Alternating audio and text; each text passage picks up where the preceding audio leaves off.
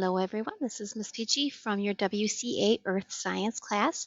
Today we are looking at Unit 9, Lesson 2. The activity is on the water flow lab, or we are doing the water flow lab worksheet. So I am already here on slide number 4, but if you started off this lesson, you would have started off at the intro page. And on the intro page, there is a link to the Google Doc that I want you to use. So there's some slight differences to this Google Doc. First difference is there is an edit I had to make to the rocky terrain data table because I'll kind of explain why in a little bit. The other difference is I'm only requiring you to do part 1, not part 2. Part 1 is enough considering how many points this is worth, and we can just talk about part 2 in our live lessons. So starting with part 1, the first section you need to do is make predictions. And you want to do this before you even start doing the portfolio because that's kind of the whole point, is to see what you think is going to happen before you actually experiment to see what actually happens. So you're looking at 3 different variables. You're looking at water volume, incline gradient, and temperature. And water volume is how much water you have. It's about the quantity, right? So, for example, a cup of water has much less volume than a gallon of water does. So, we want to look at how the volume of water of a stream impacts the energy in the stream. If I have a greater amount of water, do I have more energy? Or if I have a less amount of water, do I have more energy? Like, what is the relationship there? The second one is incline gradient. Incline is like how much of a hill is the stream on, right? So a stream can be relatively flat or it can be pretty steep, like a mountain stream is pretty steep as it comes down a mountain. So, what is the incline of the stream and how does that affect the amount of energy of the stream? And then finally, temperature. You can have warmer streams and colder streams, and how does that impact the energy of the stream? And then finally, we've got some questions, couple scenarios. It says, suppose a stream has low volume but a steep gradient. So it doesn't have much water, but it's flowing down a really steep hill. How might that change the land? What are your predictions and why? And now suppose you have a stream that's pretty flat, but it has lots and lots of water. How might that stream change the land? What do you think? And provide reasoning for that as well. So once you've done your predictions, you are going to go and kind of see what actually happens. And of course, we're going to kind of look at why that happens and maybe compare that back to your predictions also. So there's some edits in here. Let me kind of explain those edits. So let's first look at the actual portfolio, the actual simulation that we're going to be doing. So I'm going to bring us to that. You have to go back to slide 4 and click on Water Erosion Lab. And then there's a bunch of clicks. We click continue twice, 3 times, 4 times. And it says you can follow the journey of a river to understand how it impacts the following: erosion of surface elements, changes in topography, select water erosion to continue. Then we're going to look at learn more. We are going to click on rocky terrain for our first type of terrain, and then we'll click on continue. So first thing it says is select the water volume. As we can see, our options are high, medium, and low, right? High, medium, and low. And then we need to select the incline gradient. So let's look at that real quick. Oops, 1 second here. All right, so we're going to start by selecting high and continue. And our only 2 options here are high and low. The actual guide says high, moderate, and low. So what I've done is in the version that I put online for you, I have changed it by blocking that out. Okay, so we want to make sure we know that's not something we want to do. Don't forget, you guys, you have to make a copy of this. So you're not going to be able to edit the master copy. You have to make your own copy so that we're not all changing the same document, right? All right, so let's look at what happens with high water volume at a high incline gradient. Gonna hit check impact, and it says the high gradient of the riverbed and high volume of water result in fast erosion and widening of the river channel. Therefore, the river flows wide and deep.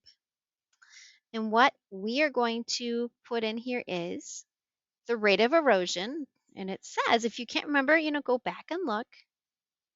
So the rate of erosion, it says, is fast erosion. So that is what we are going to put on here is fast.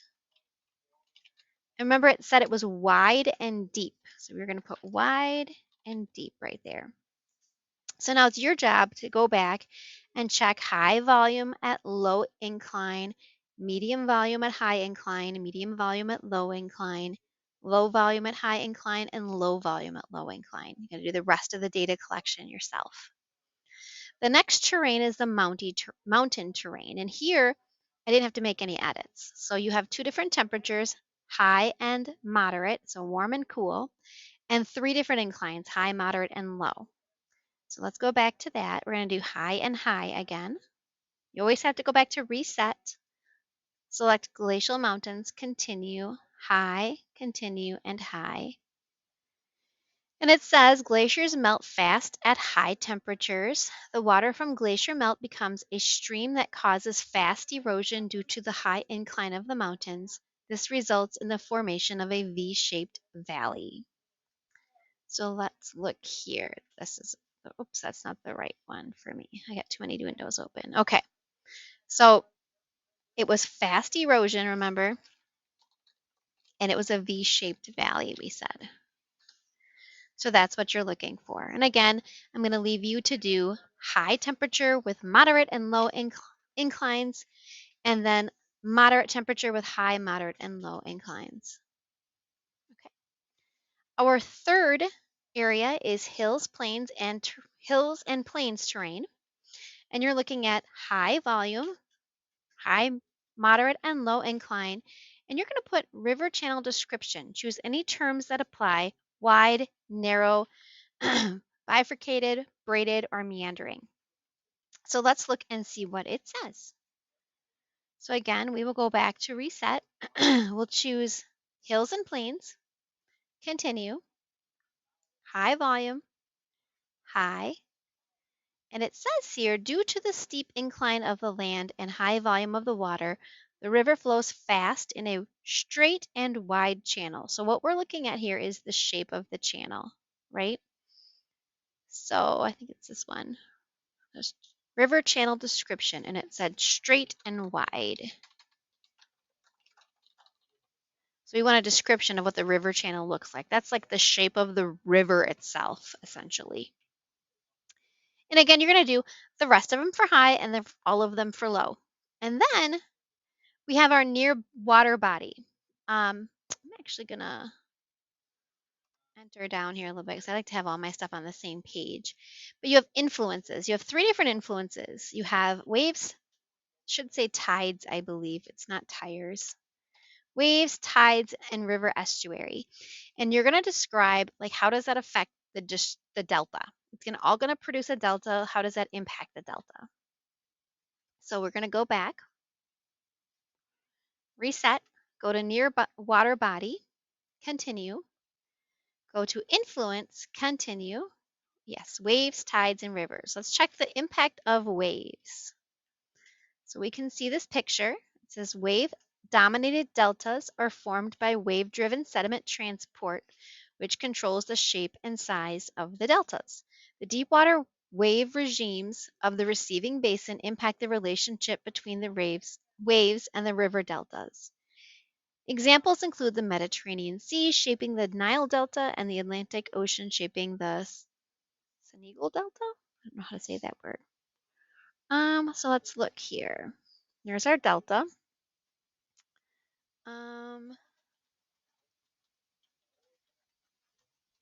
So that one I'm not 100% sure on. Let me look and see. Delta description.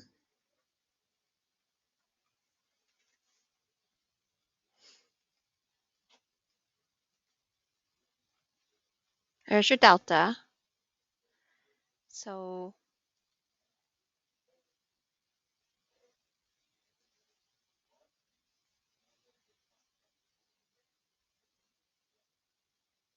doesn't really give more information.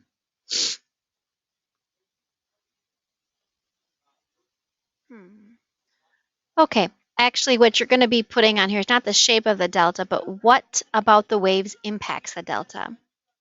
So it says the shape and the size of the delta. That's what's being impacted here. So that's what we're going to put down. We're going to put influences, shape, and size. Okay. So let's check out, and you're gonna do the same thing. If I get reset, you're gonna have to go back to nearby water body. You have to click influence again, and this time you're going to click the tides and see how that is influencing the delta. And then you're going to be doing the shape. This time you're going to go to shape instead of influence, and you're going to look at